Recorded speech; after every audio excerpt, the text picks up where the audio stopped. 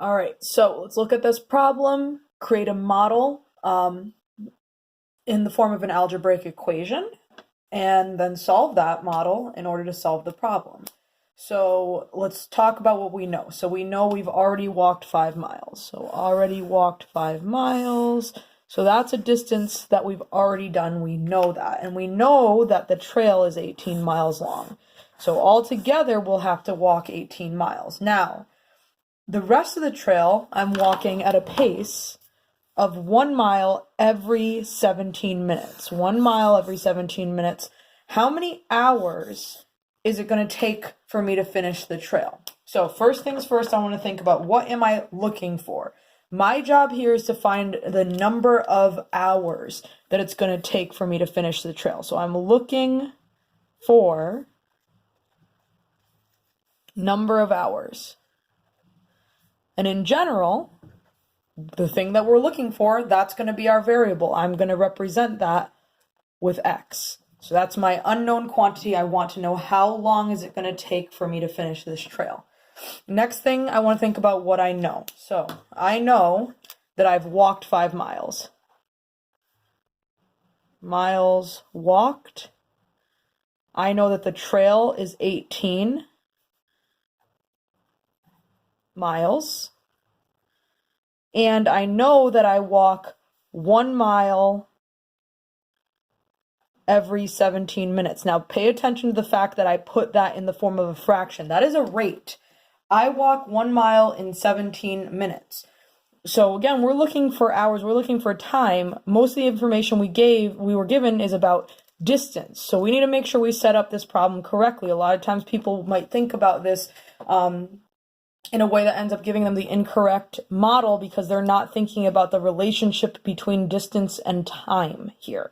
So we're really looking at the speed of this person and we're looking for the time. So if we know speed is a relationship between distance and time, and I set it up as a fraction, 1 mile per 17 minutes, then I'm in a better state. Now this is my coefficient because I walk 1 mile every 17 minutes, but I don't know how many miles that I have to, or how many hours that I have to walk, how much time I have to walk. So now you might notice here, okay, there's something going on because we're looking for number of hours, but we're given rate and number of minutes.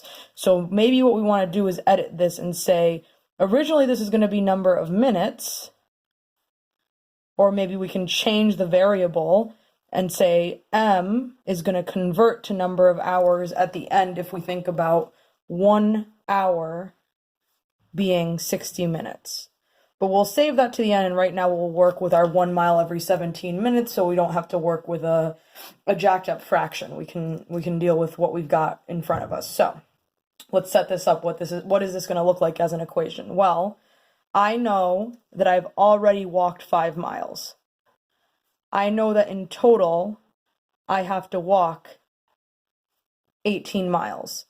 I know that if I multiply my rate by my time, I'll get the number of miles left to walk. And now you might be able to figure out, okay, there's a certain number of miles left here. Like you might be working this out in your head. You might not need the specific model, but this is again, practice for more complex situations where the model is going to be important, and looking at questions where they literally ask you for the model, the algebraic equation, you got to make sure you can write it. You don't want to necessarily skip that step, even if you're capable of skipping that step, because there are going to be situations that you do need to model with a more complex equation. So I know that every 17 minutes, I walk 1 mile. I don't know how many minutes I'm going to walk. Oh, we're going to change that to an m, minutes. So we're going to first look for number of minutes. We're going to convert that to hours at the end. So now this is just solving an algebraic equation. Properties of equality, order of operations in reverse. Parentheses, exponent, multiplication, division, addition, and subtraction, starting down at the bottom and working up the other direction. We know that in this case, we're not going to need to worry about parentheses or exponents, but we do have addition and subtraction. Now, a lot of times people will see this addition and they'll be like, oh, well, that's the thing that needs to be reversed. No, we're thinking about this addition of the 5 to the coefficient and variable combo. The only way I'm going to make that 5, quote unquote, go away, the only way I can get it to turn into 0 is by subtraction. I'm going to use the subtraction property of equality on both sides of the equation.